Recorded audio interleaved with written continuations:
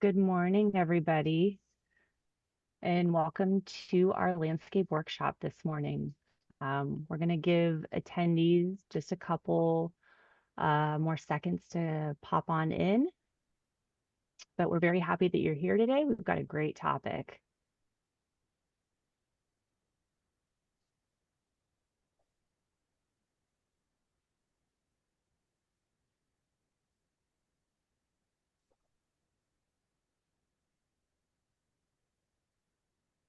All right.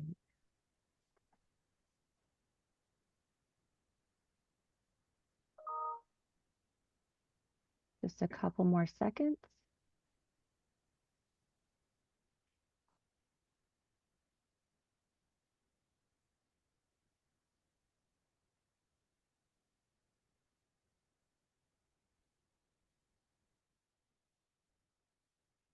All right. Welcome, everybody. We're so happy that you could join us today for part one, the Introduction to Landscape Design. I'm Lindsay Gibson. I'm Senior Public Affairs Specialist for SCV Water, and I'm filling in for Laura Gallegos this morning. This is a two-part workshop, and today we're going to focus on exploring fundamental concepts, principles, and techniques to help you craft stunning and functional outdoor spaces. So let's get started.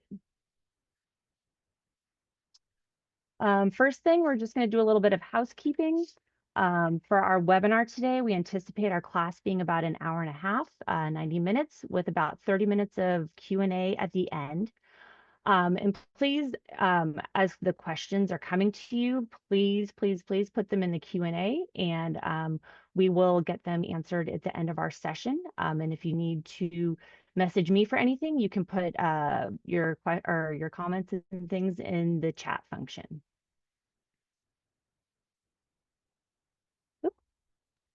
And then because a lot of people ask, just so you know, our webinar is going to be recorded and it's going to be posted on our website and available to watch next week.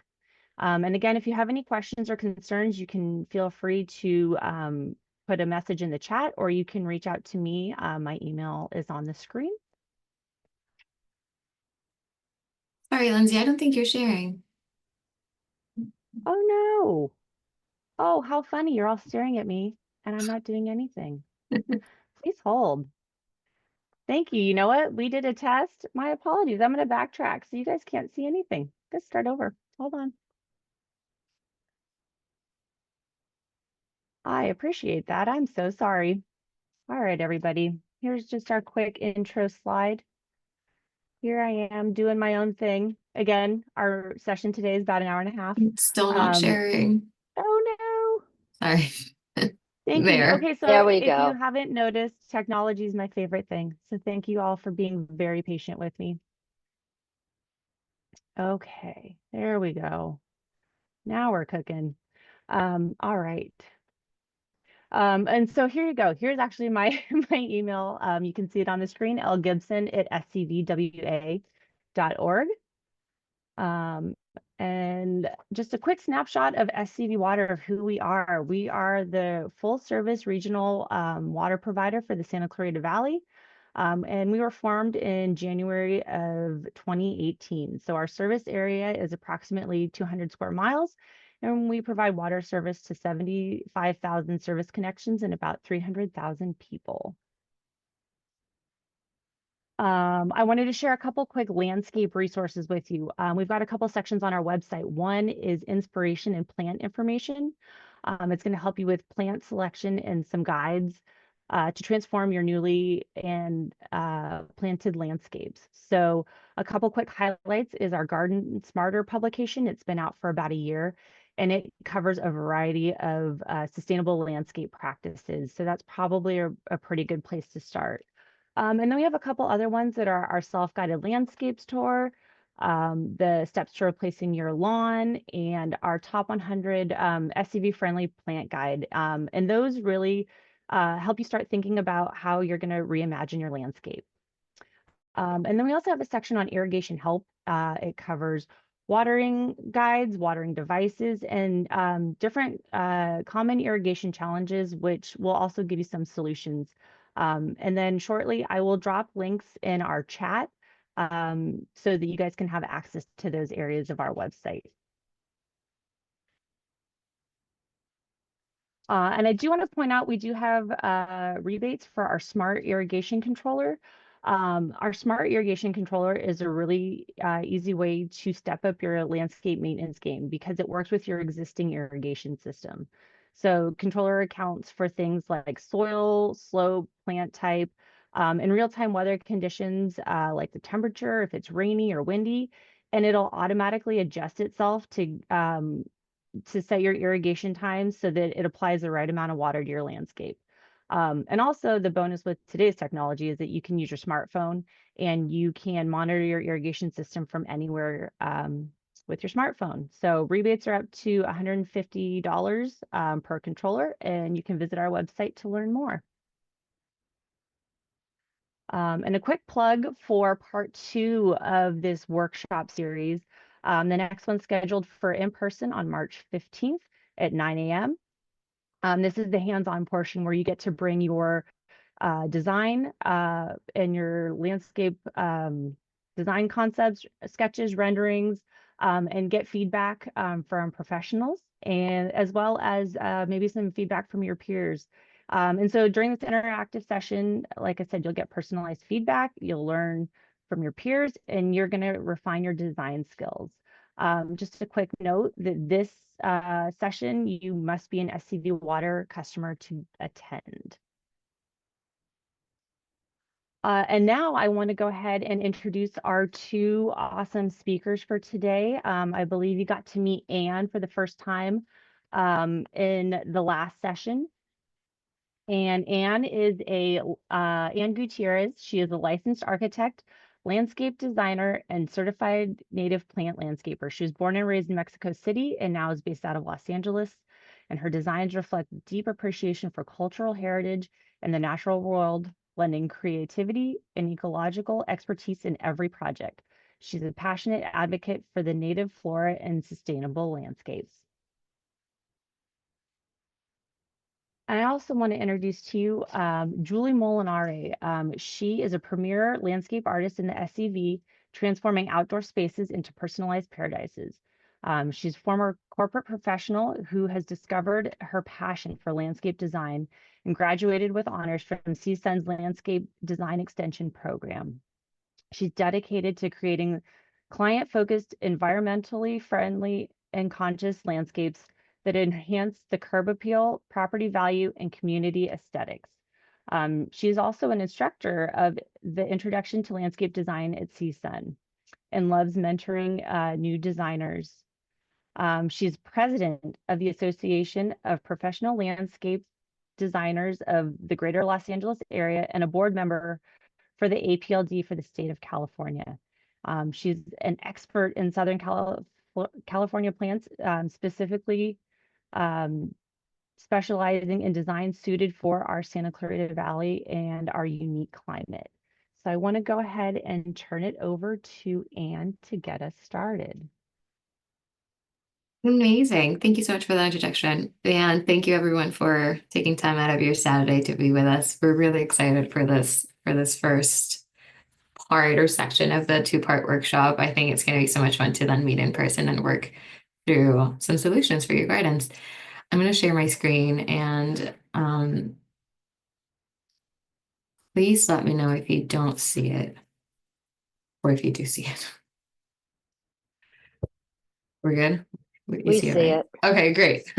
So, introduction to landscape design.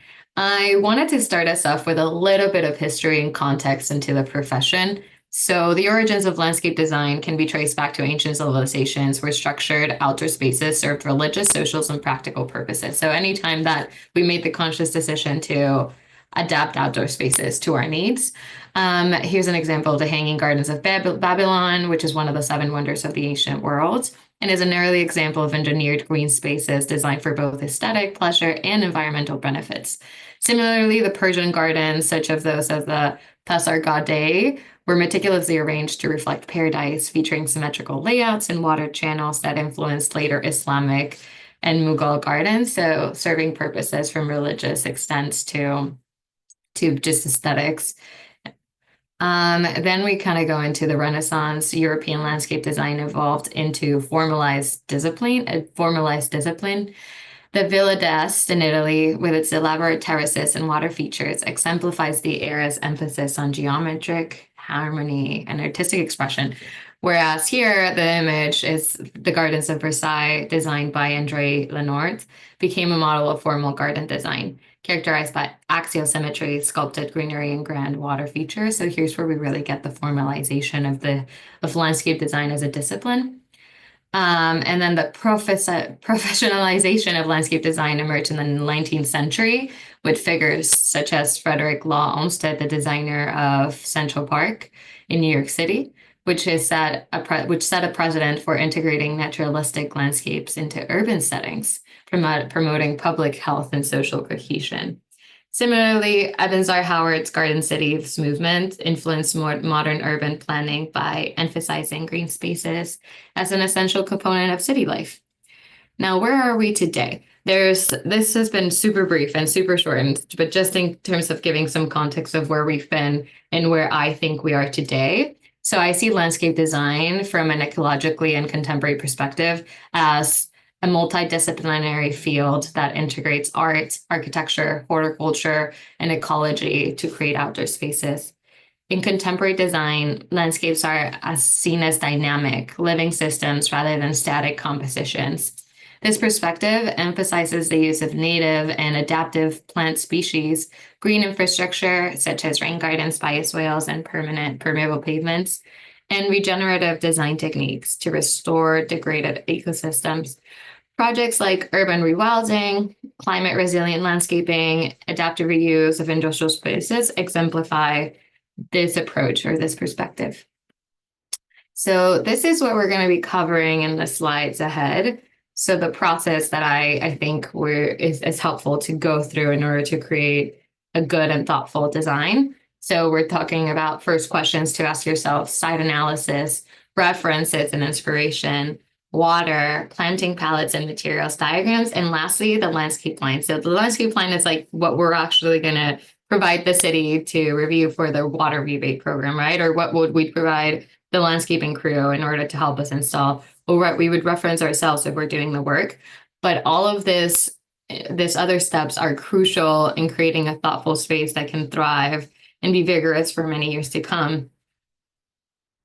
All right, so the first questions, which I think are very important before you start anything to ask yourselves is, what do I want to do in my garden? Is it a space for relaxation, for entertaining, for gardening, or is it a space for wildlife habitat? And then thinking of that, how do you want to achieve that? So how do I want to do it? Are there any specific features that you desire, such as an outdoor kitchen, a fire pit, a play area, garden boxes? You can go on and on now. Here's where we talk about how you want to use that space. How do I want to feel in that space? Is it meant to make me feel excited and upbeat, or is it a calm and peaceful space? And then how much do I want to do? So this is talking about the scope of how much you want to do in that space. Is this a full renovation? Are you doing the entire property? Or am I focusing on only a single section of this property at a time? And then how often do I want to maintain the space? This is crucial also to our planting choices and just to our design in general. Do you want to be out there 3 times a week? Do you want to be out there once a week, twice a month, every other month? And those are all personal choices that we need to make in order to take those initial first steps into our design. Now for the site analysis. So site analysis, the first section we're going to cover is climate. So it is important to understand where you're set in order to create a thoughtful design. So you can find your USDA hardness zone, and you can find that online. Here's an example. This is just the USDA plant hardness map of Santa Clarita. Just spoiler alert, it's 10A. And then that helps you when you go digitally plant shopping and start reviewing plants that you want, because it will say if it's adapted for that zone. Another good example of another tool is sunset climate zones. This can be a bit more precise than the USDA zones, but it's not used by every nursery. So, but it's important to know. It's also really important to understand what your orientation is to the sun. So what I mean is, where is north, where is east, where is south, where is west. So a good example here in this image, this arrow, yellow arrow, is pointing towards the north. So the sun is rising in the east over here and then going all around and setting in the west. So why is that important? It will tell us where we're getting sun in that space and where we're not. So you can see the shadows up here. You know, that's going to be an area that's more shaded. So that's going to, you know, that's going to tell us what type of planting we want to have here in order for this to be thoughtful and for it to thrive. And then we also want to consider wind and rain patterns. You have really aggressive corridors of wind. Is that something you want to keep for ventilation, or do we want to put a stop to that and add some trees? And just give us that information so that can help us make these decisions. All right, another thing that you could consider are plant communities. So what I'm talking about here are the multiple plant communities that are found throughout California. We have California, we're lucky we have some of the largest biodomes and most large diverse ecosystems out of the state, out of the country. And some good examples of those are Chaparral. Chaparral is actually majority of what Santa Clarita is within. So it's characterized by drought-resistant shrubs like Bentonita, Ceanothus, and Toyon. It thrives in hot, dry areas with rocky, well-drained soil. And this is important to understand because when we're thinking about landscape design through the contemporary lens, we're talking about systems, and understanding the system that we're a part of will help us create informed decisions for our garden. So just leaving these as an example here that you can look back onto and understand if you're curious what some of these different biomes are and what they look like or what you could visualize them looking like. Whether you want to integrate them or distance yourself from them it's part of the design choice. Now we're talking about soil. So it's so important to know where we are in terms of soil and what type of soil you have. I think it's one of the factors that most often can make or break your space. If you have great soil or really poor soil and you plant something that's not adapted for that type of soil, then you're going to feel like you're a terrible gardener, but it could just be a poor choice of plant. So it's important to perform a soil test, and you can do these at home, but more if you want to do a comprehensive analysis that includes nutrient levels and pH balance and things like that, you could also send a sample to a lab. I think for most of us, it's okay to just do a soil test at home. So here's an example of how you can do a soil test to understand your ratio of your proportions of sand, silt, and clay. So you'll just need a clear jar, like a mason jar, some water, a few tablespoons of soil, and some dish soap.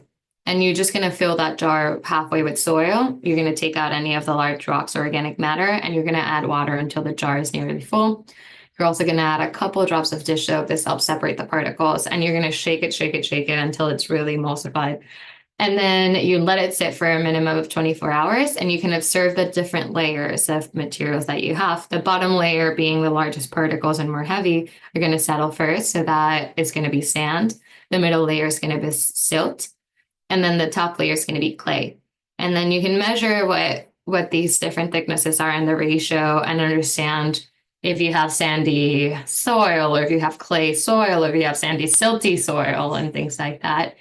And that will help you understand drainage. So all this to lead to drainage, and how quickly your soil drains. So this is another test that's really helpful to make. You basically determine if your soil is really good at retaining water or if it's really good at draining water.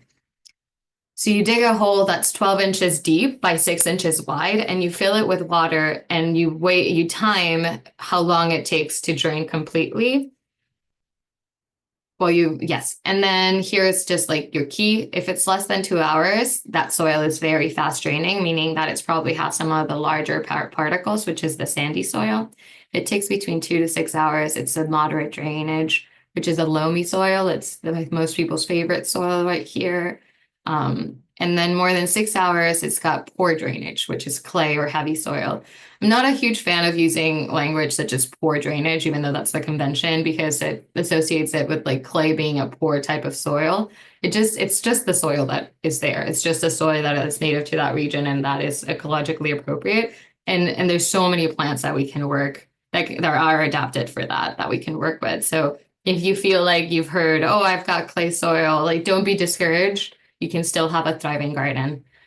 Another really important part of site analysis is understanding your existing features. So what is that? You need to take note of any existing trees that are there, any structures such as utility lines, power lines, and any parts such as hardscaping. If you have a house in the middle of the land, if there's a garage, all of these factors can affect our design, and it's important to have them noted.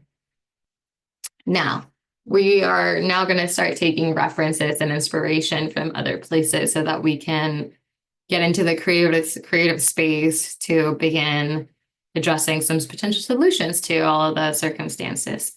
So some good places to start out with are books and magazines. This book that I'm referencing here is one of my favorite. I think it's a really well curated book of gardens throughout the West. There's also lots of online resources such as Calscapes, Pinterest, the California Native Plant Society, Theater to Pain Foundation. You can also visit local gardens and arboretums, the Huntington Botanical Garden, Descansa Gardens, UC Berkeley Botanical Gardens if you're further north, Ruth Bancroft Gardens. There is also the Garden Conservancy Open Days, Theater Pain Garden Tours, which are so much fun. If you've never been to one, Theater Pain offers this organized event where multiple homeowners in public spaces that have native plants and gardens open up their doors for you to be able to visit. And it's really fantastic. Another great place is just to observe nature and visit your local landscapes. So, Placerita Canyon Nature and Santa Clarita is a fantastic place, Central Park, Whitney Canyon. When you gather inspiration, you want to analyze really why something appeals to you or why it doesn't. You don't want to just go like, oh, this is pleasant. You really want to sit and think about what it is that you like. Is it the colors? Is it the plant shapes? Is it the composition, materials? All of this really helps you hone in on how to shape your own design. So now we're going to talk about water. So water. We want to really make the most out of our rainwater. In California, where droughts are frequent and water is a precious resource, capturing and retaining as much water as possible within our property is essential for sustainable garden design. By employing techniques such as rain gardens, permeable paving, swales, and rainwater harvesting, we can reduce our reliance on municipal water. Sorry, Lindsay, we don't want you. And we can also prevent runoff that contributes to erosion and pollution and create resilient landscapes that thrive even in dry conditions. These methods not only conserve water, but also support healthy soil, encourage deep rooting, and foster a balanced ecosystem that benefits both plants and local wildlife. So for people that are in a home that has gutters, rain capturing features such as cisterns or rain tanks or rain barrels are a fantastic way of retaining that water. There's a lot of surface in our roofs, and all of that can oftentimes just go into groundwater or into runoff. And being able to capture that is really quite a precious resource. So a cistern or a rain tank is usually a container larger than 200 gallons. A rain barrel is usually between 50 and 80 gallons. And these are really easy to install if you already have gutters. And just like I mentioned, really great resource. Another really great source, and you can install this if you have gutters or if you don't, are rain gardens and swales and dry creek beds. So rain gardens and swales are usually the shallow graded areas in your landscape that slow down runoff and help it soak into the ground. So we're basically making divots making little inlets that can help soak the ground instead of it just washing into the street. A dry creek bed is a contoured area that's filled with rocks or mulch and plants that can accept that rainwater runoff. And we can get further into this and during the workshop if you're curious about installing one of these features in your home. Another part of water is definitely our output, right? So that's going to be our irrigation. So choosing the right irrigation system in California is key to plant health and water conservation. The best option really depends on your plant selection, your soil, your layout, and your climate. So an example that is often heard about nowadays is drip irrigation. It is highly efficient by delivering water directly to the roots with minimal waste. Soaker hoses, which are the ones referenced here in this image, are really good for deep watering. Overhead sprinklers suit large lawns despite their large water use. And then smart controllers, which Lindsay briefly mentioned, can help us by further improving efficiency and adjusting schedules based on weather and soil moisture. So there's, all of these are viable options. It just depends on your design and your plant selection. So we can talk about that too during the workshop based on what your design is like. So now we're going to get into choosing a planting palette and materials, and a lot of it is going to be derived from our site conditions and all the research that we did prior. So for the planting palette materials, now you've completed a site analysis and found your references, we can begin assembling a selection of plants and materials that see how they work together. A really great resource if you're curious just about where can I even start finding plants is Calscapes. So that is this website here. It's a great database of native plants throughout California. You can also just visit nurseries or gardens. And then you can use your USDA plant hardiness zone and your Sunset climate zones to guide you into choosing plants suited to your area through plant catalogs. So here we're going to use not just this, but also our soil. Our soil test to understand what that plant needs. So here you can see in Calscapes, a great resource, as I mentioned. If you further go down, you can understand some of its landscape information. So for soil drainage, this plant is super adaptable. It can take fast, medium, or slow drainage. So whatever kind of soil you have, it will tolerate. So it's a good way of, making sure that you're in the right track. And then for your planting palette, you want to really be conscious of your plant requirements. So you want to consider the plant's hardiness zone, as we mentioned, climate zone, the sunlight exposure that it has, the soil type, drainage, and the water requirements. This is all really crucial to how we can design a cohesive space. You also want to consider your garden style. So based on your references, you can decide if you want to design something more naturalistic and wild looking, or something more modern and minimalist, or something with more of a cottage style charm or a Mediterranean influence, or even a blend. Maybe you want a bit of everything. And this will shape your plant and material choices. You also want to consider seasonality. So you want to know whether your plant selection integrates annuals, which are plants that have a 1-year cycle, perennials, which are plants that come back after every year but do die off, evergreens, or deciduous plants. This will affect how your garden matures throughout the year and changes throughout the seasons.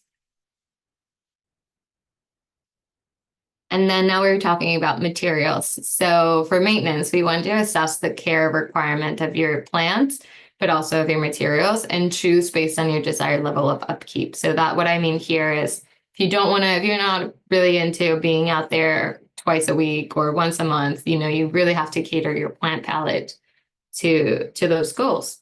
And then for materials, it's also really good if you could gather material samples of your chosen materials to create a mood board to ensure that they complement each other. So this is an example of a mood board in the back, just different materials, and see if you like how they overall look. Now we're going to talk about diagrams.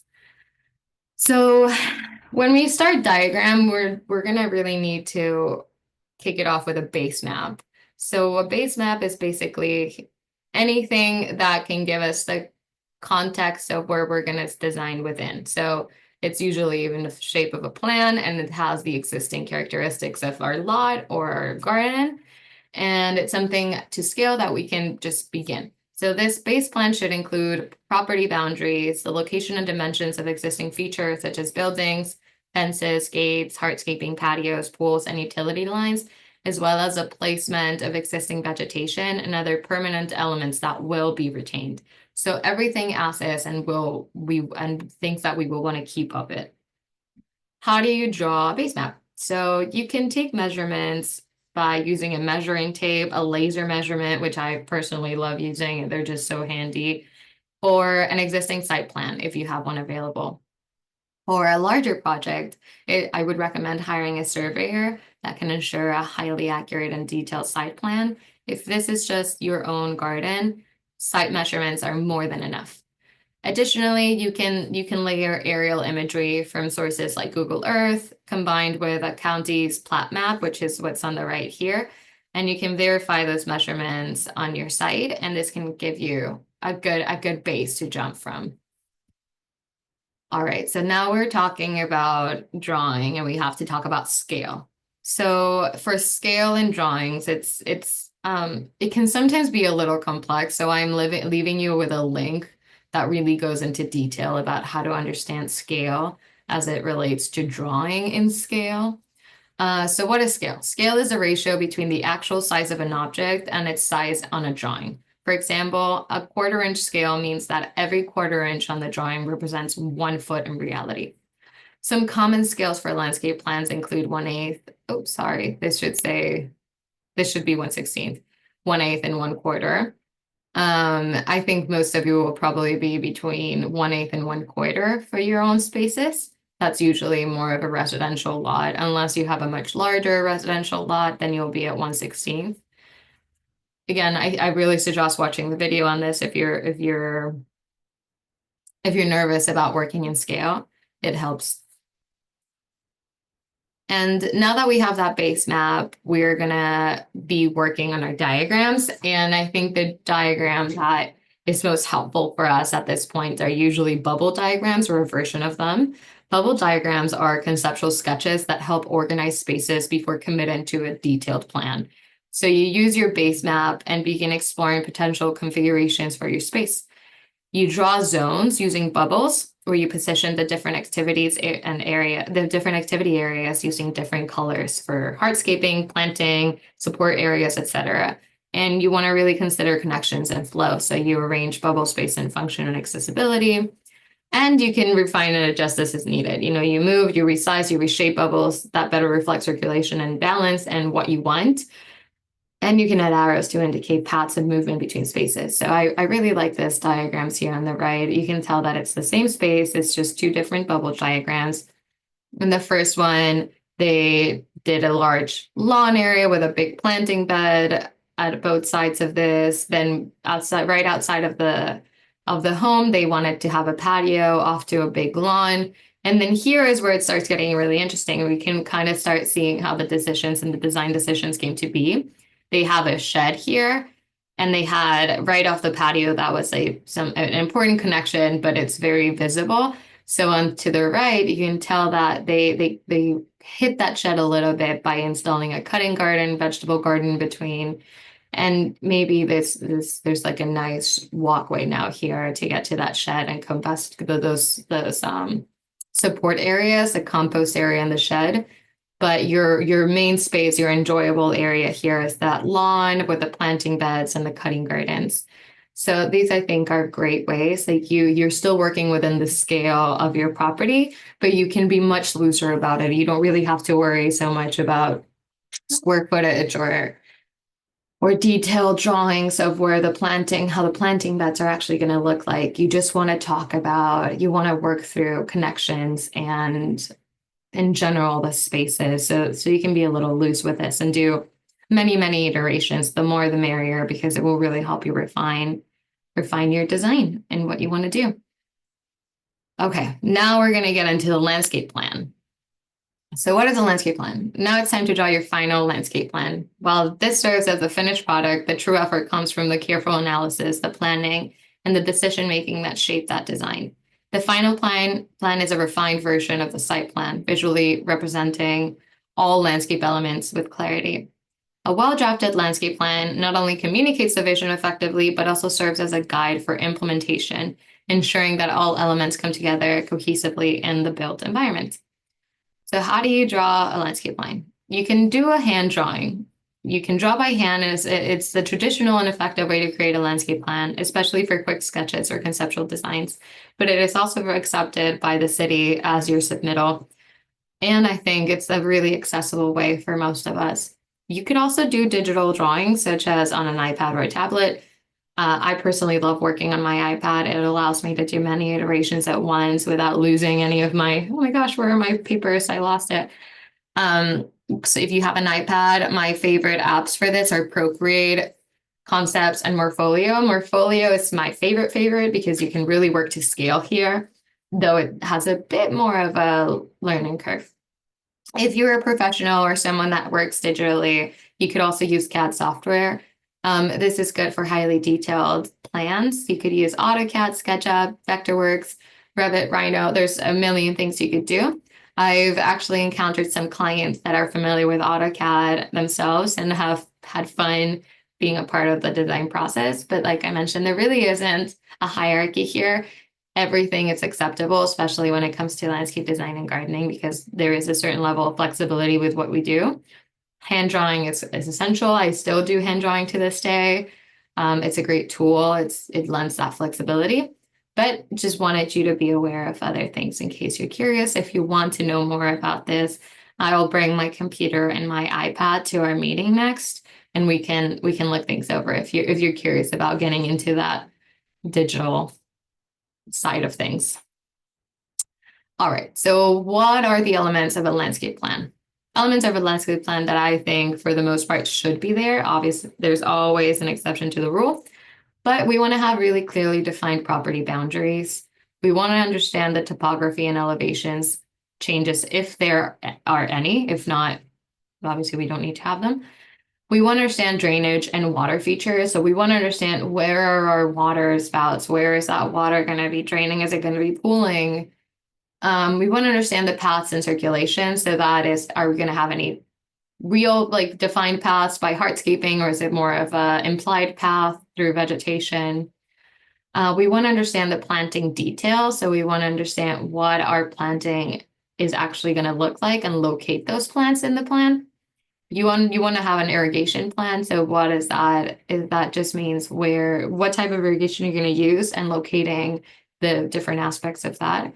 You can have a legend or a key. That just means understanding the scale and what type of drawing we're looking at. And then, of course, any notes or annotations relevant, such as, you call outs for plant materials or for material specifications or for a fence or a gate, for everything, for a wood screen. All of that can be located within the plan. It can also be locating off the plan and just referenced here. Okay, so now that we talked about the planting plan, an important associated part of that is the planting schedule. So your planting schedule is a detailed chart or table that's included in a landscape plan that provides essential information about the plant species used in the design. So it serves as a reference for installation, ensuring that correct plants are selected, placed, and spaced according to the design intent. What is included in this is usually your planting symbol or ID. So that's here. This is the first column. This is the plant symbol that this designer chose to use, and you can reference that symbol onto the plan. You'll include the common and the scientific name. It is really important to include the scientific name. And then you'll include the type of plant if you want to. You can say it's a small shrub, it's a climber, it's a medium shrub. And then you'll include the quantity of plants that you actually need installed.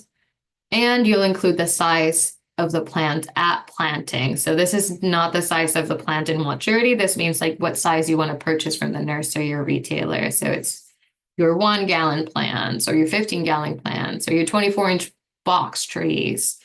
And then if you wish to as well, you could also indicate the spacing between those plants. Most of the time, we might not need to indicate spacing because in some of our smaller projects, we're going to be there to actually locate the plants ourselves. But it's a good note just to understand spacing as how much you're going to give in between those plants as they grow and mature so that they don't crowd each other and kill each other off. Or maybe you do want them to crowd. Maybe they're a plant that that loves that, that is good and vigorous when in that situation. And then I also here wanted to give you a couple resources, and I think, Lindsay, everyone will have access to your presentations as well. So just good sources for where you can find California natives, good sources for history and continued academia, good sources for drawing and understanding scale. I also wanted to include some lawn removal educational posts and what alternatives can look like, and also some rain garden, rain barrel information and drip irrigation install and information. And with that, I conclude. I thank you so much for the time, and I hope this was insightful. And I'll pass it on. Oh, that was wonderful. Thank you, Anne. Yeah, we've got a couple questions. We'll get to all of them after we get through Julie's presentation, but I just wanted to give her a second so she can get herself set up and get her Thank you. presentation going. But yeah, thank you so much, Anne. I learned a lot. So I'm excited to kind of take a stab at my own landscape. That's So, what all it's right. about. I'm so happy to hear. And yes, I will bring my iPad and show some of those apps that I have. Wonderful. All right, Julie. Okay, hi. Okay, we're open. Okay, thank you, Anne. That was a fantastic presentation, and I'm going to try to follow that up. I don't know how well I'll do because that was exceptional, but I'm going to approach it slightly differently because we're different people, and we'll get started. My name's Julie Molinaire. I've been a landscape designer in Santa Clarita for about 22 years now. I want to thank you for taking time out of your day to take a great step towards finding tools to create the landscape of your dreams. I'm very honored that SCV Water invited me to help teach the landscape design workshop, and I look forward to sharing with you and love that you're interested in creating the garden of your dreams. Imagine walking up to your front door and feeling like you're truly home. Imagine sitting in your backyard, a drink in your hand, friends all around you, feeling completely comfortable. That's the kind of feeling I want you to have. I love working with people to create the landscape of their dreams. One of my favorite memories is gardening with my grandma Frances in her backyard. It reminds me that even as a young child, I loved nature. Being in the garden is something that grounds and comforts me because it brings me back to the times in my life when I've been most calm and happy. The colors, textures, and scents of the garden are forever a jumble in my mind. I remember my grandma's peonies, my grandpa's flagstone walkways, my mom's vegetable garden, and she had an amazing crabapple tree that we made jam with every year that I just love to think about. And I wonder, what are your memories of being in a garden? Okay, creating your landscape design plan. I'm going to be talking about the fact that it all starts with inspiration. Thinking about what you want to feel like instead of just exactly what you want something to look like often makes it easier to create a space that you love and love being in. Visiting gorgeous gardens, wandering the hills, and going into nature all give you a new perspective on helping to inspire and enlighten you when you do your designs. As Anne said, there's places I love to visit that really help me get inspired.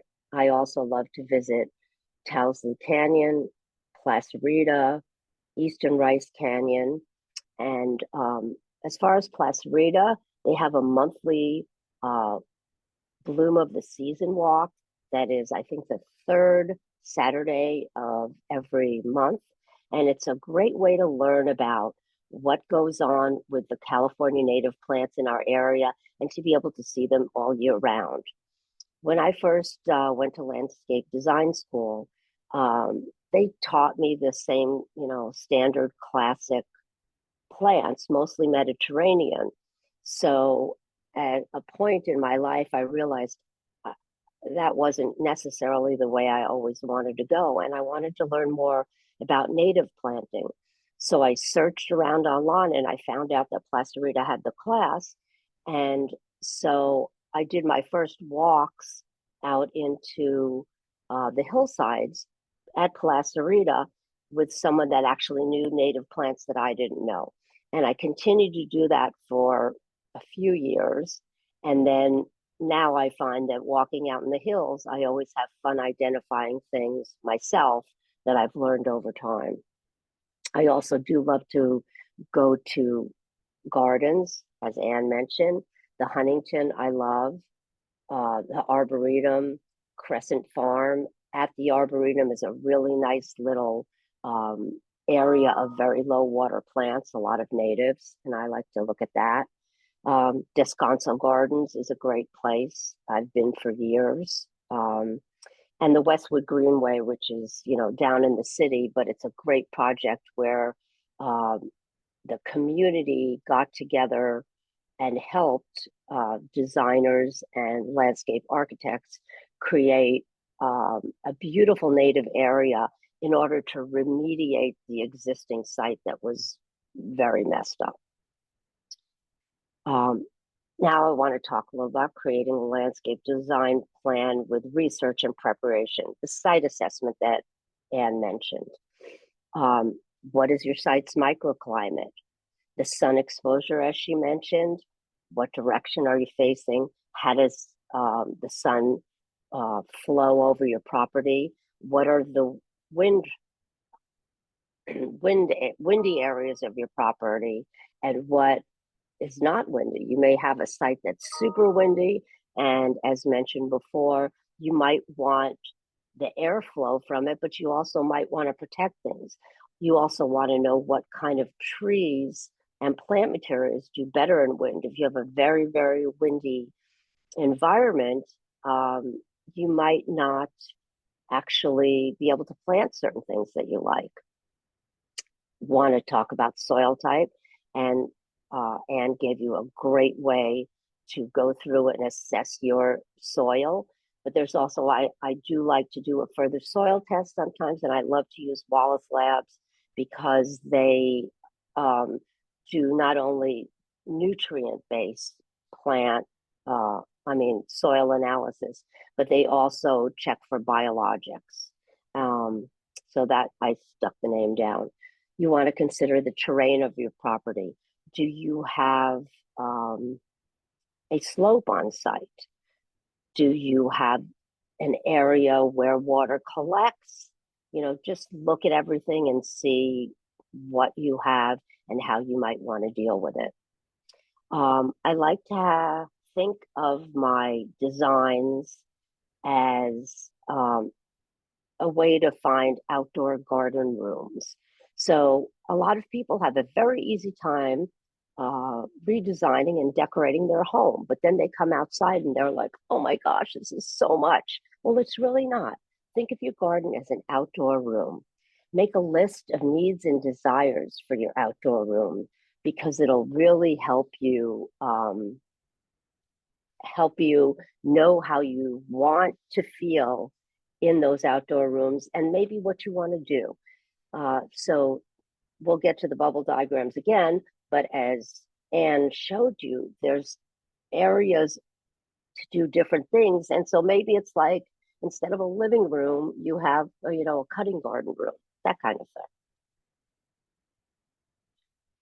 So creating your landscape designs, a few other considerations. Be sure to know your sunset zone. And also mentioned USDA. I use sunset a little bit more, and most of SCV is zone 18. Think about your garden style. I like to visualize a bit. I like to know what kind of feel I want for the garden, and I like to do that based on what the style is. or sometimes just how you want to feel. Some people like to have an English garden. Some people like to have a desert garden. But by learning more about how you feel, you'll be able to pick your plants more easily. You'll be able to lay them out. And you don't have to stick exactly to it, but it helps to know. As was mentioned, irrigation is very important. Drip irrigation is quite efficient. However, California natives actually love overhead watering, so rotating nozzles are ideal as well. And you can get a rebate for any of these through the water company. You'll get money for drip irrigation, or you'll get money for the high efficiency rotating nozzles. And they have built in pressure regulators, so that really helps lower your water bills. And also, as mentioned, smart timers. Those are all rebatable, and they are really worth looking into. Also, as mentioned, there's quite a few California native plant communities. You can use AndSlide to research more about those different communities. And I find that, as mentioned, chaparral is number one, but I also often use coastal scrub, woodland, and desert scrub around Southern California, not just Santa Clarita, but going into San Fernando Valley and that kind of thing. I wanted to talk about some websites and book resources, as did Anne. The top 100 SCD water plants that SCD Water has on their website is a great resource. I too use Calscape, and you can learn so much about the plants and get a really good idea of how they work together in community and which plants combine together. I also love the Theodore Payne website and the Las Politas websites, and they give really great information about plants. The Theodore Payne website has a whole set of guides. So if you want to take care of a specific need, plants for a slope, plants for the shade, plants under oaks, plants like that, you can just find their guides as well. Anyway, I also find that the Las Politas website is actually kind of hysterical. If you'll look at some of the descriptions of the plants, you'll be very entertained. Really, the originator, and Bert, I forgot his last name, but he was actually a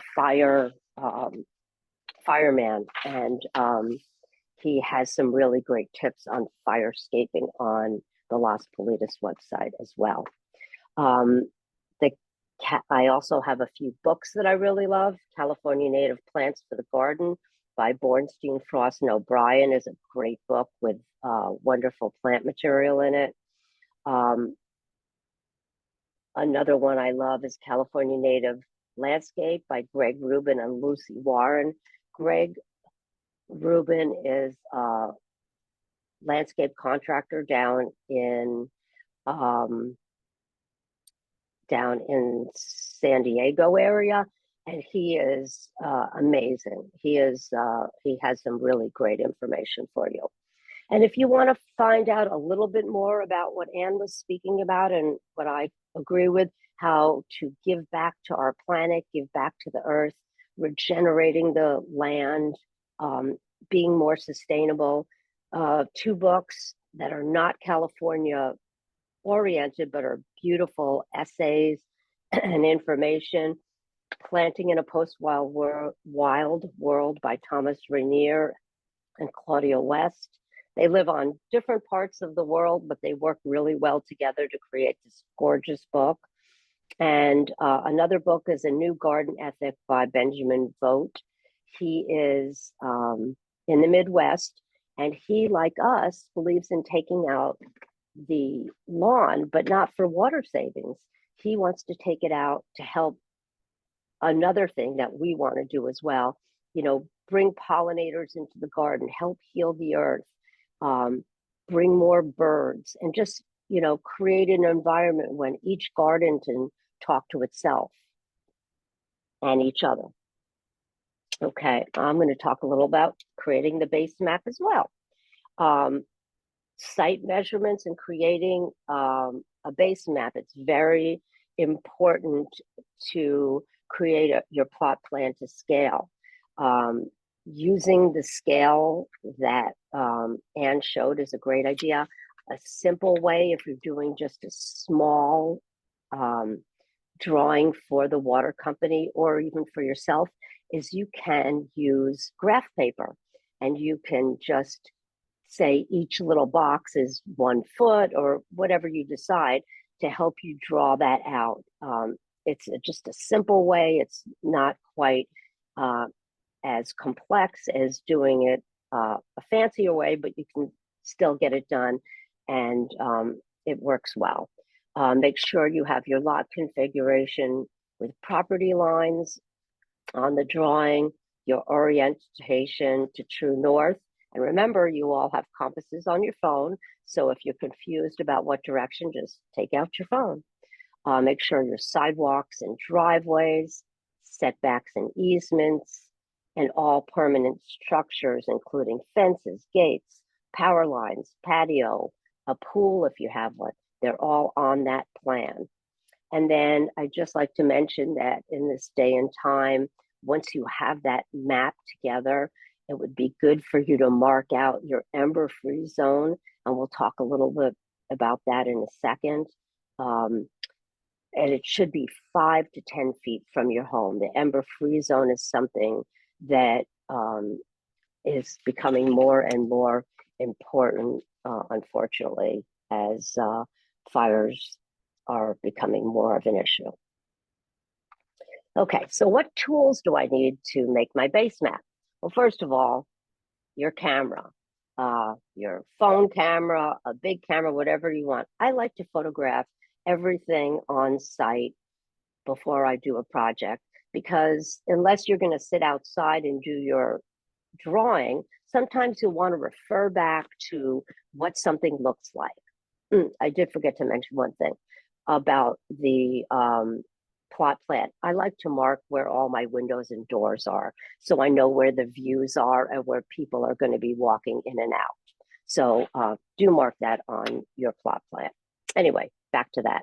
So I'm taking pictures. I take pictures from the outside, looking towards the house, looking at all the property. I also will either go inside the house and take pictures out the windows, or I might just stand in front of a window and take a picture towards the landscape, looking out in whatever direction, just so that if I just need a little help, I could just go back and refer to my photographs and just see, okay, it would be nice if there was like a highlight over there or a focal point, or geez, that such and such is really ugly. If I put a big shrub in front of it, I could cover that up, just like Anne showed with her bubble diagrams. Okay, I also use 3 types of measurements when I'm doing hand measurements. And I use a long tape that's very flexible. It's about 100 feet long. And because I rarely have anybody helping me, I use a screwdriver that I put in the end where there's a little hole where you can hold it down. And then I stretch it out along whatever I want to measure. And I can, sight things pretty easily along that line. I also use a 25 to 30 foot tape measure to, check things in between those big lines. And then I also like this, I don't even know what it's called. It's like a foldable ruler. And that way I can go around and see how high walls are, how high a window is. Because like I said, maybe you want to preserve a view. So you want to make sure that if the window is 30 inches off the ground, that you don't plant a 5-foot plant in front of it and block that window. So I like to just put those notes on my measurements as well. Now, as mentioned, you might be able to find online assessor's website and get the plot plan. So you could just download or print out and draw from that. You can use Google Earth, and you can also use an online measurement company.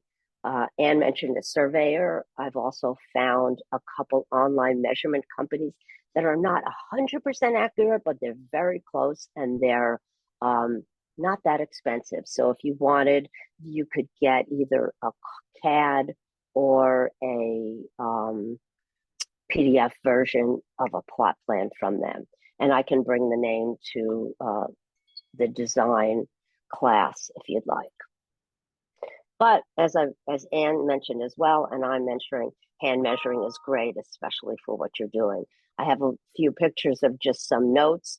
The drawing on the right has one of those plot plans I got from an online measurement survey company, but they don't show windows and doors. So I always like to mark them in. And I do like to check their measurements because sometimes they can be off a few inches, which doesn't really matter inches when you're doing just a planting plan, but it does matter if you're doing hardscape.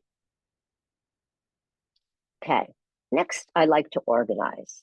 I like to organize my thoughts and ideas. I want to create this functional design, the bubble diagram that was mentioned. And since I already have my needs and desires list, I want to be able to tell what features are included in my design off that list. And then I want to know where those features are going to work best. That's where the bubble diagram or functional design comes into play.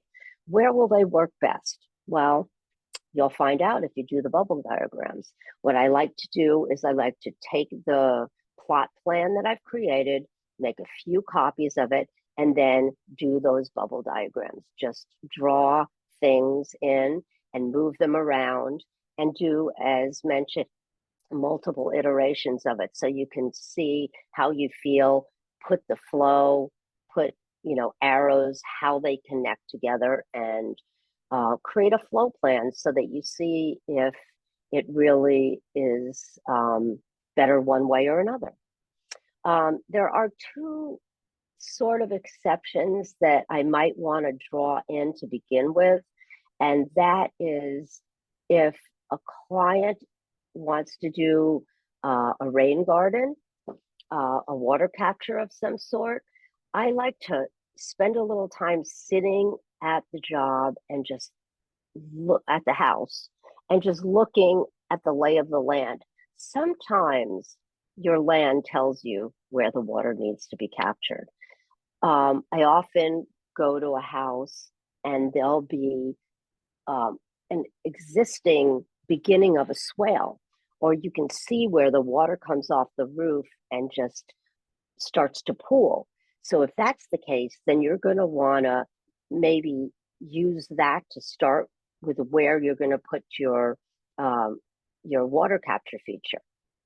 Water capture feature can capture water just from the sky, but I find it more effective if you can hook into an existing downspout from rain gutters and have the water go from the house roof into the rain garden.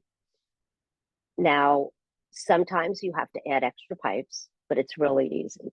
You just have to find where the water flows best. And you can, a lot of times you could just tell if you look at the property, and then you just want to put an extra drain pipe in with either a drain head from where the bottom is, or it could be hooked right into the downspout.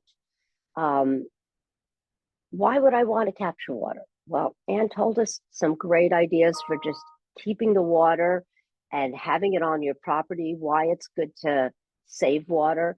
But also another thing is the water coming off your roof is really dirty, especially after the first rain or two. So I feel that you're helping the environment if you filter the water through the existing soil, because water going directly into the sewer system and out to the ocean is very dirty. And there's no way to mitigate that if it just goes across one dirty plane to another and ends up in the ocean. And it's causing the environment more problems. But if you grab it and you put it through the soil will actually help filter those impurities out. It'll go out into your landscape, and then your landscape will use the water, but it'll also capture carbon in the soil, which is, you know, helping the planet in multiple ways. It's saving the ocean, and it's also putting carbon into the soil, which you need anyway. So that's one thing that I think is really great. The water company gives us extra cash for doing the rain garden, and so it's an added bonus. I just want to see what Anne says because she has great comments. Let's see if it's in chat. Yes, do a diggler. That is true. It's important to do a diggler. Okay, walkways are also another thing. Sometimes you can just flush them out with the rain garden, but sometimes you also might have a reason to get from one place to another. In the photo on the right, my clients wanted to create a little fruit tree orchard. And so I wanted to get them, or they wanted to get from their driveway front door area to the fruit tree orchard and then back into the backyard. So what I did was I created the pathway and the rain garden first, and then everything else kind of fell into place. I did some bubble diagrams, but in this case, it was kind of in stone already what the client wanted to accomplish and how we did. So we did a permeable pathway because it's stepping stones with mulch all around it so the water could get into the ground. And then you can walk around the walkway, get to each of the trees to pick for maintenance, what have you. And it also helps create your planter beds. By having walkways, they really help define the areas, and the walkway just gets us around and lets us be able to take care of our plants as well as add a flow and figure out how big we want to create a planter bed. Okay, I'm going to just talk slightly about fire considerations because right now I think that's very important. Right now, what is currently allowed by the fire department, LA County Fire Department, is a moving target. So be sure if you need to create a fuel modification plan for your property that you check this website, the LA County Fire website for fuel modifications, because they change it quite a bit, and it's better that you submit after you really read what they want to say. Now, the most important thing, even if you don't have to put in a fuel modification plan, is that you want to try to comply with the 5 to 10 foot, and I say 5 for now. They're not pushing us to 10 yet, but 5 foot ember-free zone, because even though the fire department probably isn't going to come out and inspect your house, your insurance company is the means of enforcement for these rules for the fire department. And as we all know, we've been having a terrible time getting good fire insurance, not having it be raised or canceled. So if you put in an ember-free zone, you're at least getting a step towards the direction that they want to put us in. and you'll have less chance to be upset about it later down. If you just change your whole, landscape, and you spend a lot of money and you put plants right next to the house, and then 6 months or a year later, your insurance company comes and says you can't have that vine attached to your house, you're going to be sad because you're going to have to pull it out. So what I like to do is create what I call a non-combustible apron. So something around 5 feet that looks pretty. You can use gravel, you can use decomposed granite, you can use stepping stones, and you can also use well-watered, low plant material, because not only do we want to keep the embers off the house, we also want to allow the fire department to be able to put ladders close to your house should they need to. So those are the two things they're most concerned about, and something you should just think about creating, like this fuel modification plan. I know it's small, but it has all the requirements on the side of what they want to see verbiage wise. And then I created plant material that goes all around 5 feet of the house, or hardscape. So sometimes it can be permeable, sometimes, for as in the left side of the house, that's a utility side, so it's concrete.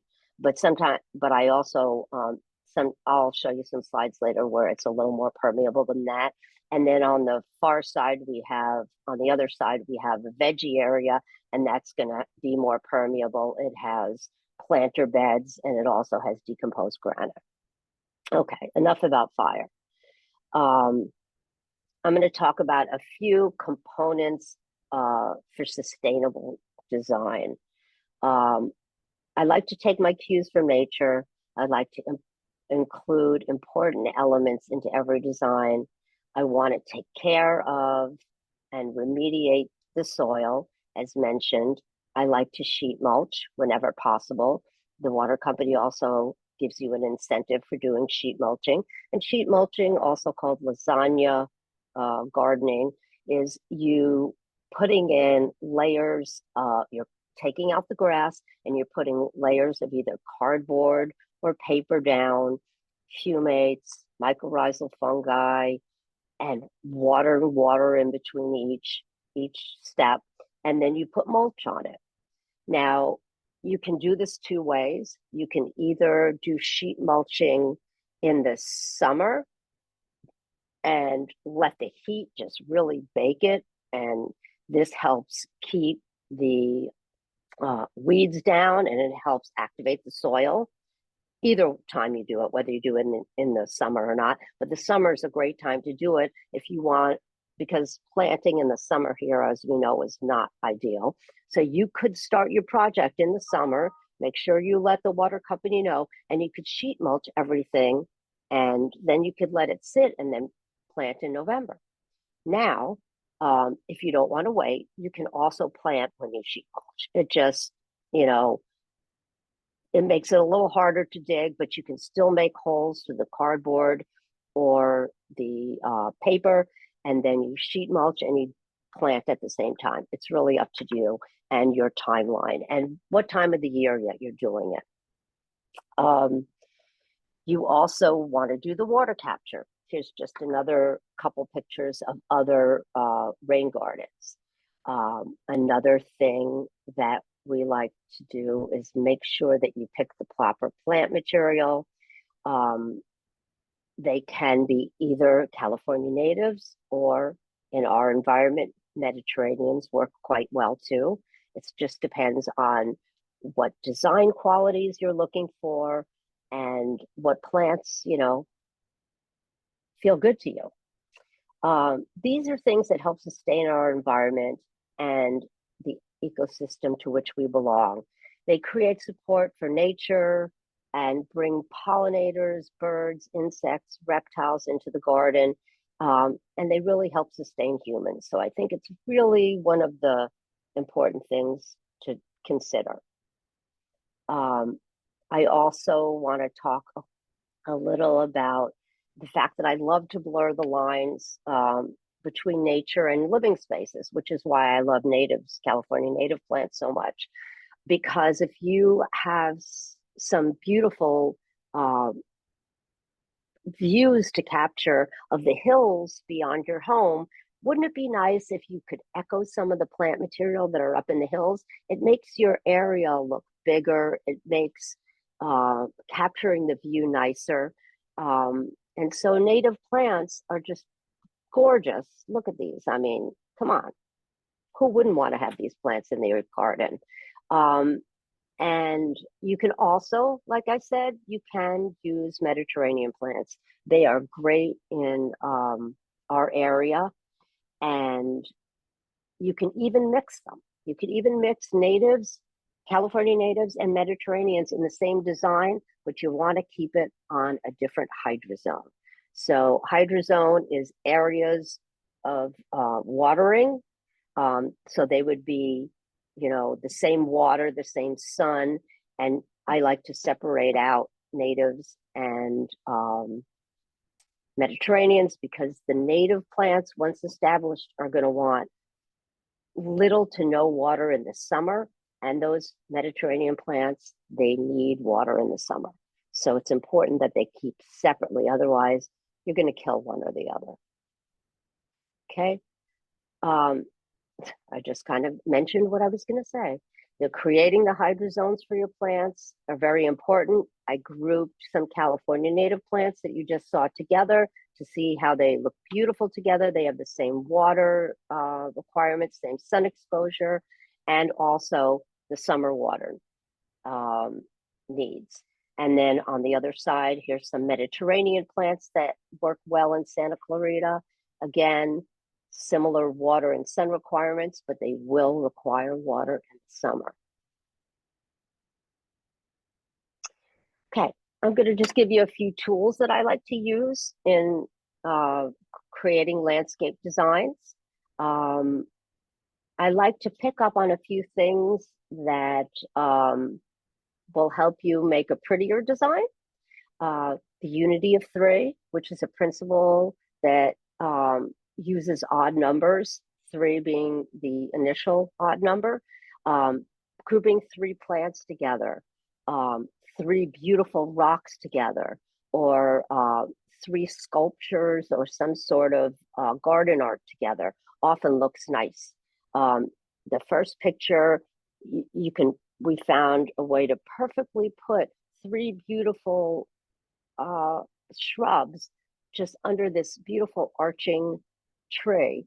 Now, as you can see, there's 3 plants, but they don't look the same because there are different portions under the tree. But that's part of nature. That's the way things grow. And then this other one, we have some beautiful agaves just right next to each other.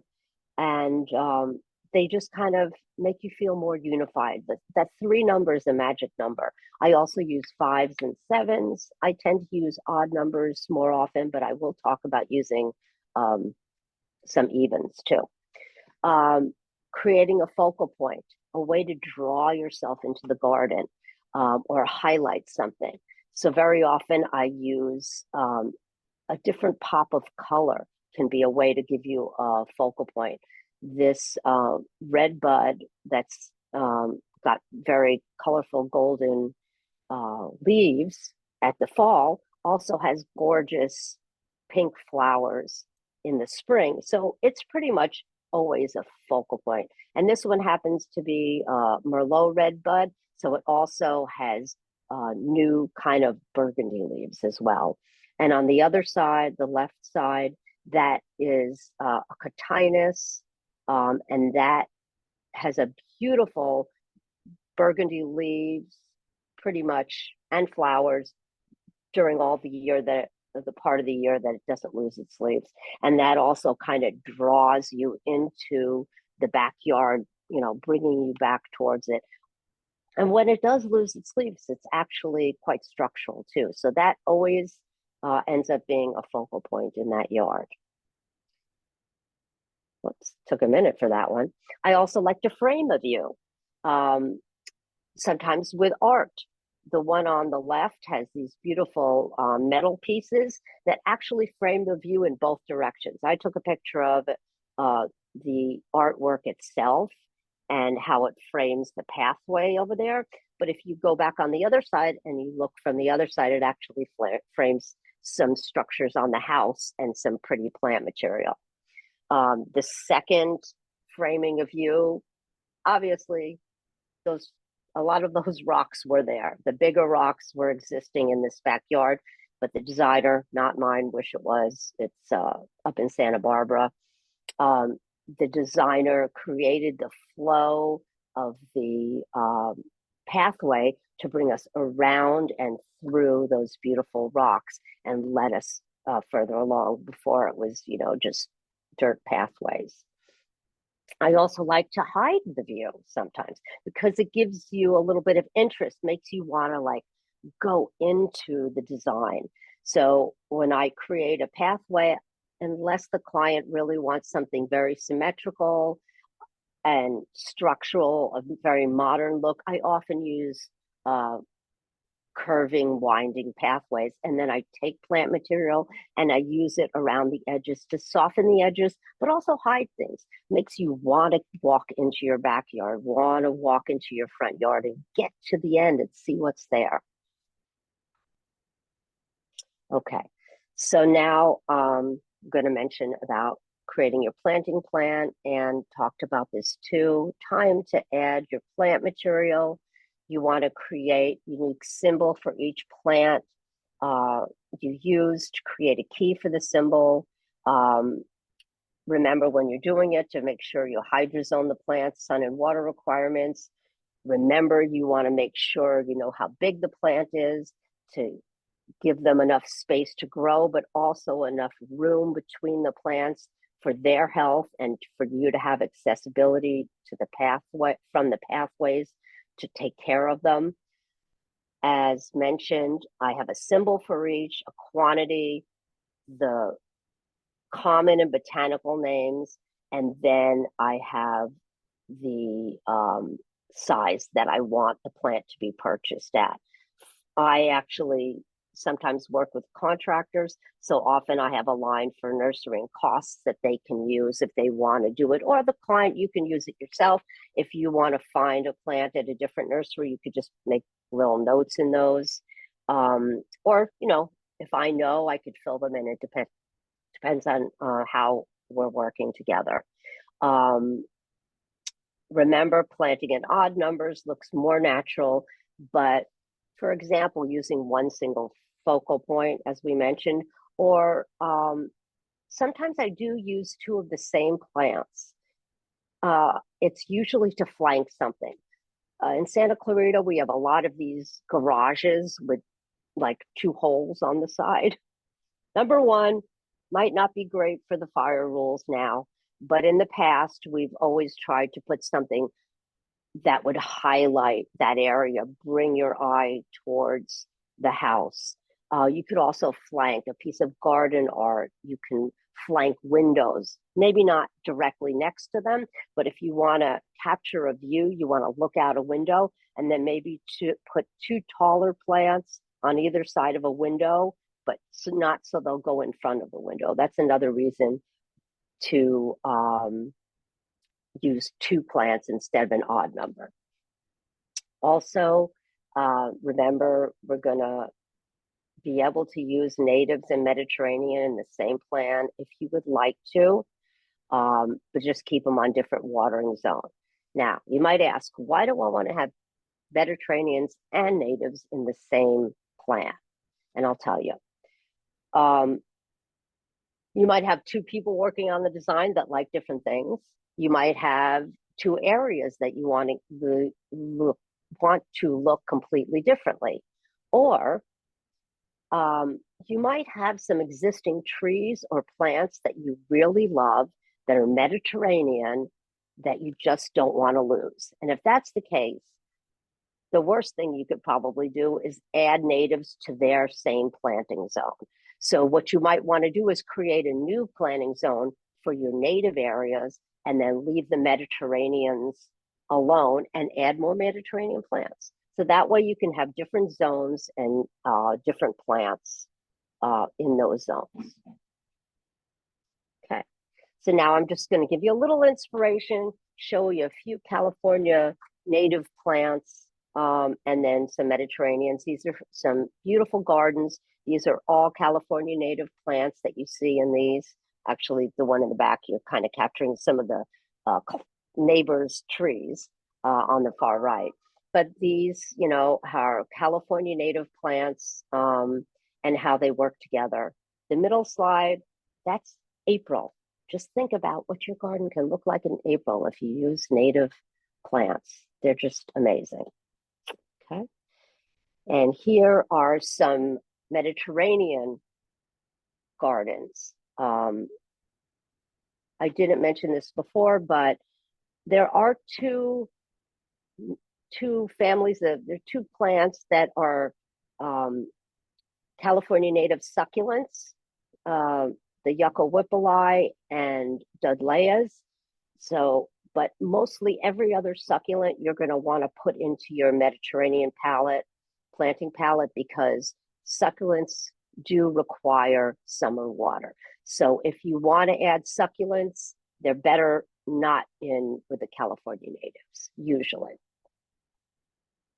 Okay, so now I don't think there's time to do a whole visualizing exercise, but I do want to say one thing before I sign off. I like to sit in my spaces and feel them.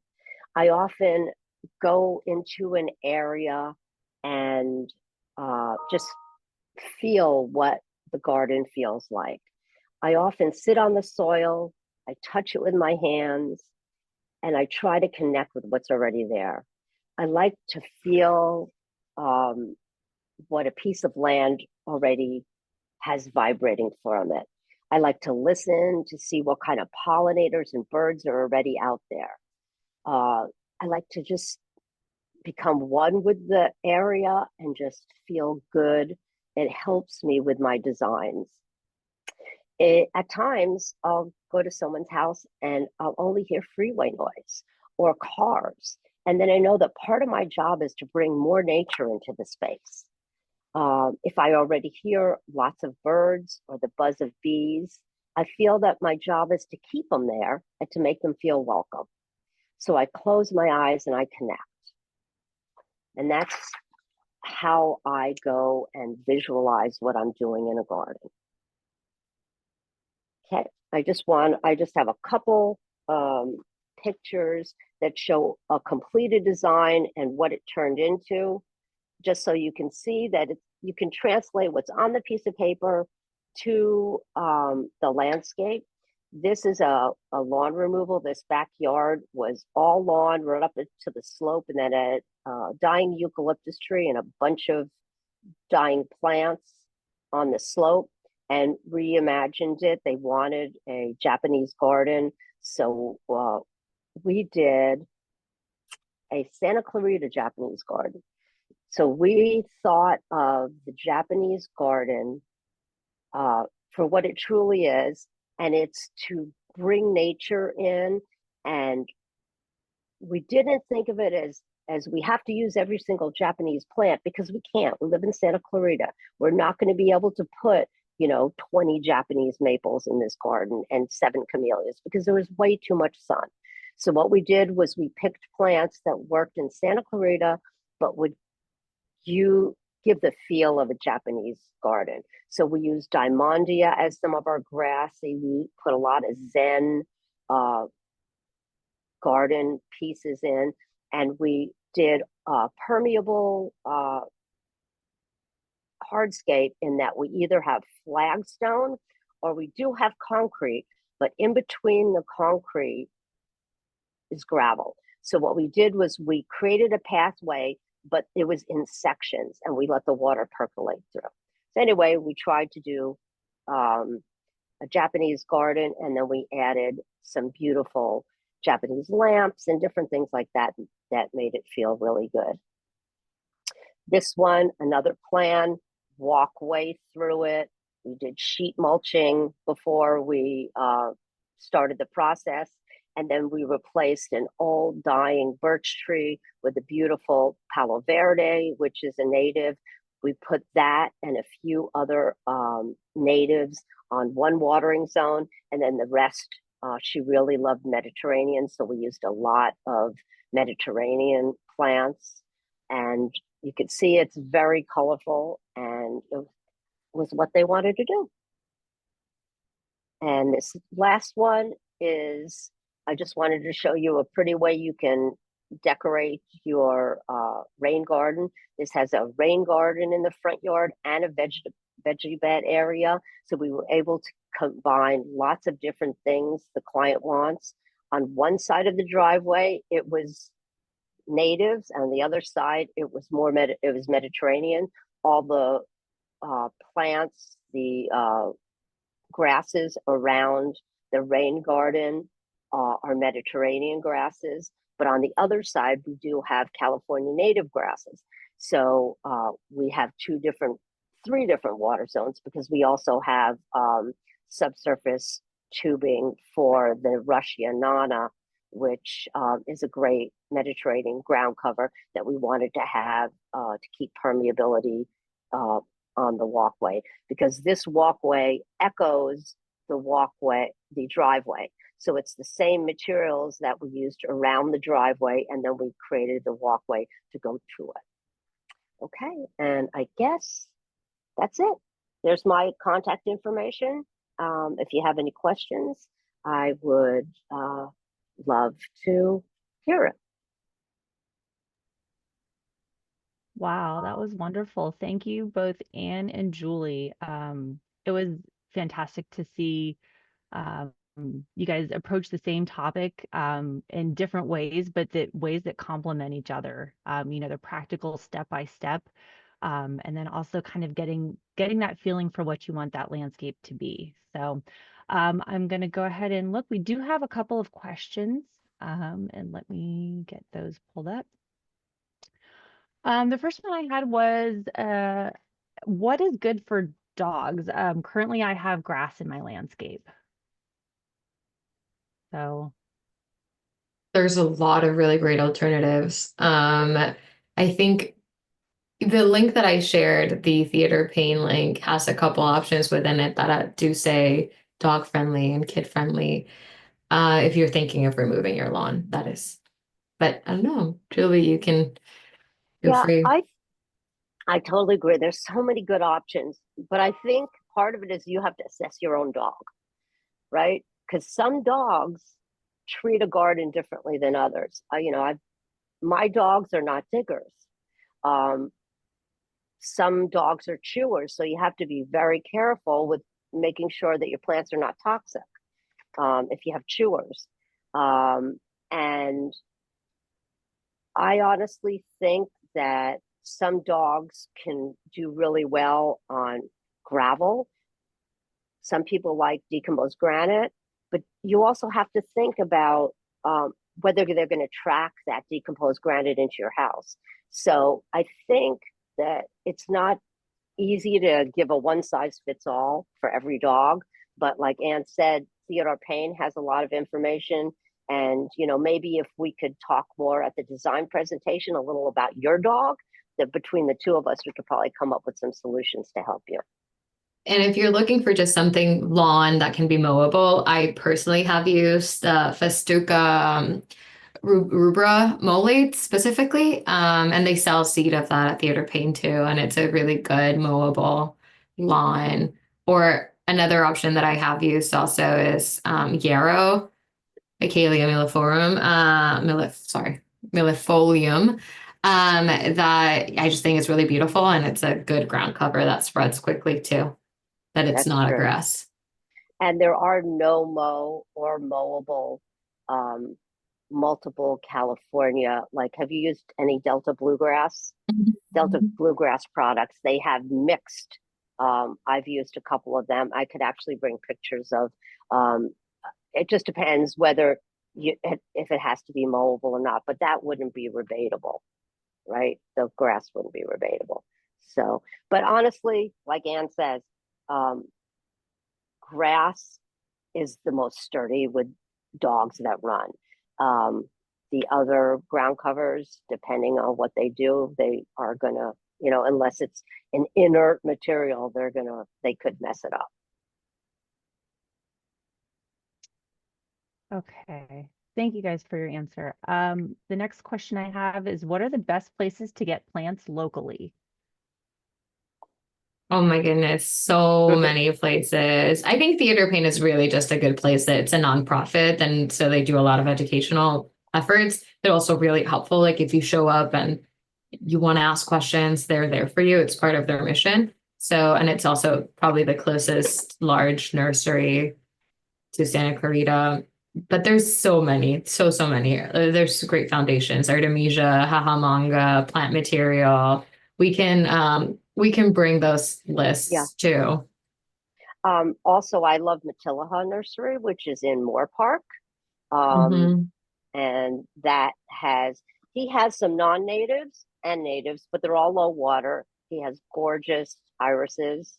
If you're going Mediterranean, there's so many. I mean, Green Thumb isn't too bad either. They are retail, but they do carry a lot of both natives and I got to tell you, the people that work there really know their stuff, so they're nice to talk to.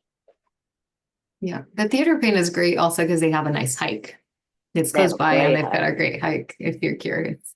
Yeah, sometimes I will go with clients and we'll do the hike just to look at the plants to see what they like to do. I love that hike. Yeah, it's fun. Yeah, Awesome. the Bob's hike at Matilaha is not very exciting. It's just go up the hill and look at the iris. Yeah, it's small. All right. Next question is, what are the CAD programs for landscape layouts? And I guess specifically asking for the one that was Anne's first choice. Okay, so for iPad or for computer? For the iPad, they're not CAD, they're different. For the iPad, my preference is Morpholio Trace, and it's listed in the presentation, but I'll also bring the iPad. It's really excellent. You can draw to scale. It's got tons of tools that are catered specifically for being able to draw and measurement. And you can do many iterations. There's also Procreate. Procreate is more of an artist's tool, so it's really good for freehand and for doing sketches, or even I love doing hand rendered illustrations of spaces as well. So that's a good tool. It's got multiple brushes. But for computer specifically, I use primarily, because a lot of engineers also work this way, AutoCAD. I can put it into the chat later. And I also use Revit. Revit is a much more advanced 3D modeling software. So that's for complex projects. But for your home software, if you were curious and wanted to learn, AutoCAD is kind of, I think, the go-to for a lot of designers.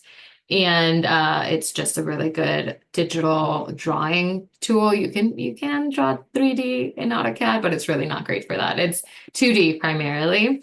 And the project that I mentioned that I worked on, where the client actually was a structural engineer, so he was very versed in CAD. So it was really a fun experience working together on drawings that way. But again, you don't have to. There's no hierarchy, like hand drawing, or Julie, what you mentioned about using paper and graph paper. It's a great tool. So we're just talking about representation here, and the clearer you can get and the more specific you can get, sure, great. But it's really about how you can provide the information through your visual representation. I also use AutoCAD and I am very comfortable with it. But to be honest, if you're just working for doing the water company thing, it's not cheap. No, mean, it's very expensive. Yeah, it's in all these design programs, Vectorworks, all of them. They cost a lot of money. And if you want to go in the business, go for it.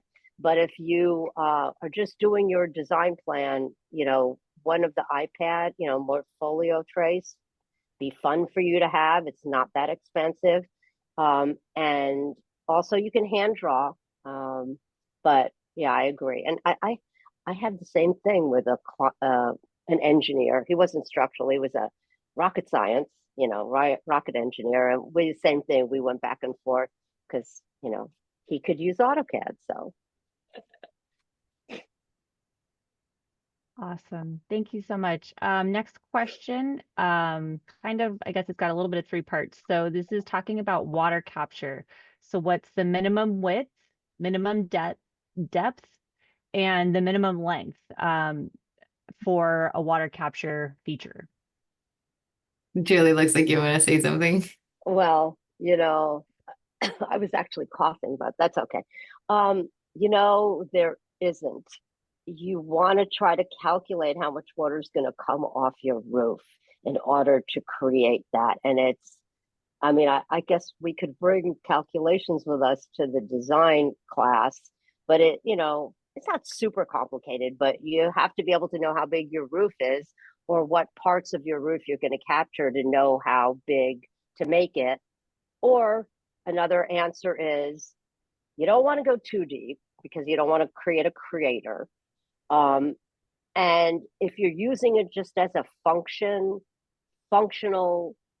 rain capture and a pretty feature, it doesn't have to be huge. You want it to be, I would say 6 to 9 inches deep, but I can't give you width and length because I don't know how big your property is. So A good resource, does anyone know Tree People, the organization? oh yeah, Tree they're People great. has a really good guide, and I'll share it in the chat of how to calculate your the size of a rain garden. And it's, I think, pretty helpful if you're just curious. Like Julie mentioned, there's some wiggle room if you were, in a very specific code or of adhering to some specific laws in a really large project, you'd have a civil engineer working through this with you. But I think it should be enough to get you started. The little PDF that I shared. I don't know if you all can see it or just Lindsay, but Yeah, Lindsay put it up. okay, great. Yeah, I dropped it. But that's really helpful and that can get you going. But I mean, anything's better than what you have, which is probably Right. nothing right now. so- Exactly. Okay, next question is, what about taking into consideration just a place for dogs to go use the restroom? Absolutely. I think it's you can use that as one of your line items of it's important for me to consider this space in my design, and it could be a bubble. And I think that I don't know how you work with your dogs or the way that they're trained, but absolutely, if that's something you can work with and that's one of your design criteria, then you can use it. I think that's very smart. Yep, I agree. You got to let them have a space. Definitely. I'm looking and I think that is the end of the questions that I have. I'll give maybe a couple more seconds for people to get in any additional questions. Yeah. But I'm also going to bring a bunch of the books. Sorry. No, Oh, go ahead. sorry. I was just going to say, I'll also bring a bunch of, sorry, a bunch of the books that I discussed or brought up for references, for guidance. Just, I know that people are going to probably show up with at different stages in their design process. So I want it to be engaging and fun, and you can reference a lot of things.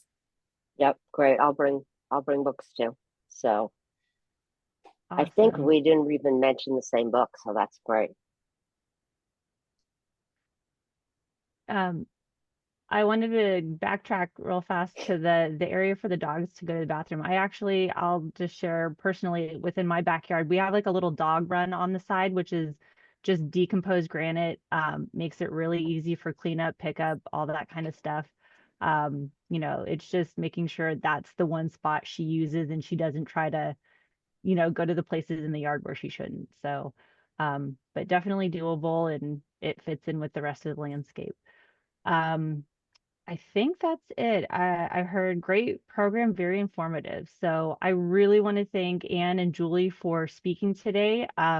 Just sharing your passion and your expertise, it really came through. And for myself, who is not, and I think most of us probably, this isn't our day job to focus on landscape design. It made it very easy to understand, very kind of attainable as far as like breaking down the process into manageable steps, and to kind of, demystify, what might be, just a little beyond, for some of us, to something that maybe we are now getting a little more confidence to maybe be able to tackle on our own, or especially tackle with your help. So, and with that, I wanted to mention that I did put in a link for signups for part 2 of this class that are in person, and Anne and Julie will be there.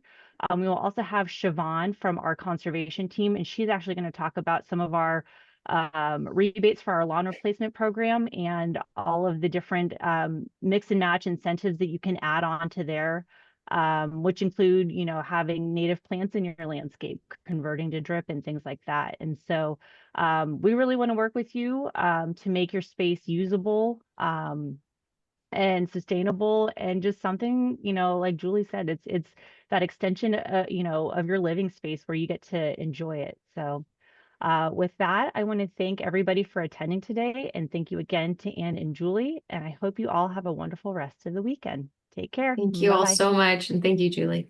And Thank you. Lindsay. Thanks, Anne. That was great. We're a good team. Hopefully we'll see you all soon. Yeah, thank you.